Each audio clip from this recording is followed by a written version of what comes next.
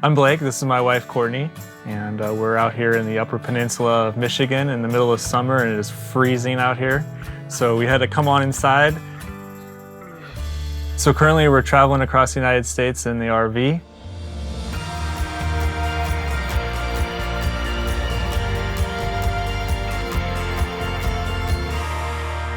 Six years ago, we were living normal, living in a 3,000 square foot home, 3-car garage filled with cars. Had our daughter. Nolan arrived soon after and realized we couldn't keep up. Blake had lost his job. I had decided to stay home, or we had decided for me to stay home when Hadley was born. So we went from 2 incomes to 1 to none, and knew we needed to financially get our house in order. So we took financial peace through our church and haven't looked back. 6 months into the Financial Peace University, Blake was diagnosed with lymphoma. In the whole process of paying off our debt over 5 years, he's had it reoccur 2 times, so a total of 3 times we've battled the cancer and paid for it cash each time. Not only do we get life insurance through Dave's teachings and financial peace, but we've been given just an incredible peace to live in the moment, enjoy our family, and just enjoy all the healthy days we have. Instead of waiting for retirement to hit the road and live these dreams we've had, the window of opportunity came, and we knew 5 years from now we'd regret if we hadn't done it. So home is where we park it for now. Getting out of debt and this whole journey's given us the freedom to dream, the freedom to know that it doesn't just have to be a dream. Truly, you can live like no one else. It's just a matter of taking the right steps to get there, so you have that freedom to live in peace. And so finally we became debt-free in the summer of 2016. Well, I'd say this whole RV trip actually started out as a joke a long time ago when we sold our home and downsized several times. It was kind of our way of grieving through the process of the life we knew to the life we were learning. And comedy is what got us through a lot of the hard parts in that journey. Little did we know when we started joking about moving into an RV or getting an RV that it would truly be living in the RV on the road.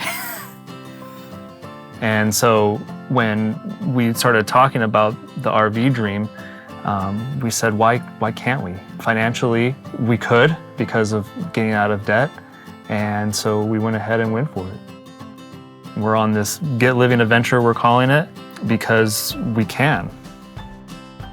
We knew going into it, it was a little bit crazy, but we've also learned that normal is boring, and we're okay embracing crazy if that means we get to be together and have a better quality of life. So there's no magic trust fund, there's no lotto winnings, it's just regular life, and we took it from sticks and bricks and put it in an RV. We still sit down the first of the month or the end of the month and do our budget. We have the same budget we had living in a home, except we're now in an RV. So the freedom in that is we have less outgoing expenses and are able to experience more together. The downside is we're all in a really tiny space, having to learn to live and work together. My work that I do is primarily on email and phone. And so the opportunity, a window came up to come and do this.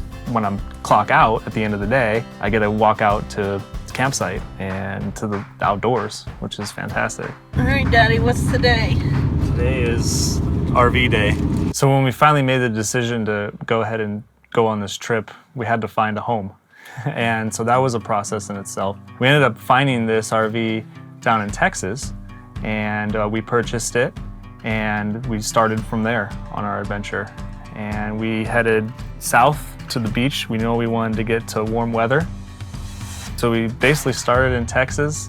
Took us a really long time to get out of Texas. Texas is very big. We went across the Gulf Coast into Florida.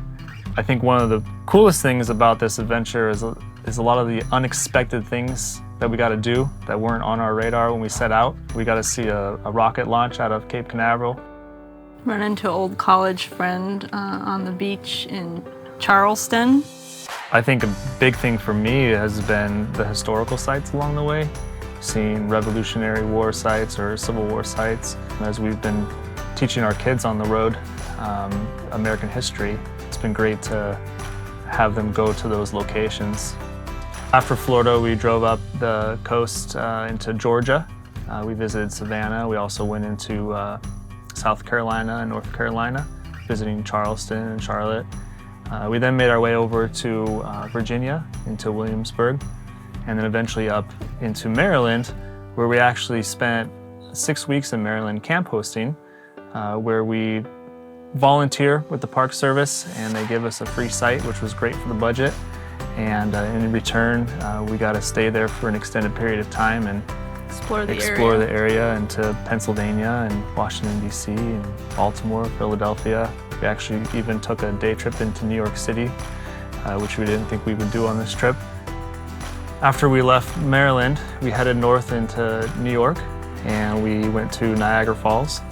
And that was amazing, being able to see that place. And we traveled across Canada into the lower peninsula of Michigan, and where we visited some state parks and National Lakeshore in Michigan. Beautiful places. And now that brings us up here into the upper peninsula of Michigan, and we have to start making our way back home, unfortunately, back to Colorado. We're gonna go basically up through Minnesota and the North Dakota and then down into Colorado. There's no guarantees in life, so we just need to do this while we can, and having that window where he was able to work from the road and the kids were able to learn, do school on the road.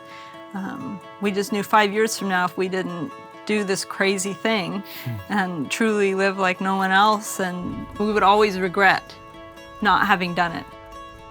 I imagine there's some people that maybe look at our story here and find it kind of whimsical, but there was a lot of planning that went into it, and I think it only happened because we got out of debt. I can't imagine trying to do this still in debt. It'd be stressful.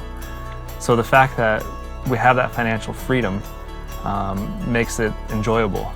And we're not millionaires. We make a regular income. We're a young family. Like, we live on very little, but when you have a budget, you can stretch a little a long way for the sake of having memories for the rest of your life.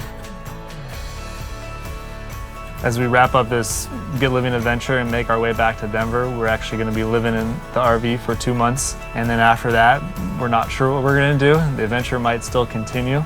Excited for the journey ahead, whatever that might look like, whether it's sticks and bricks or this adventure continues, to be determined.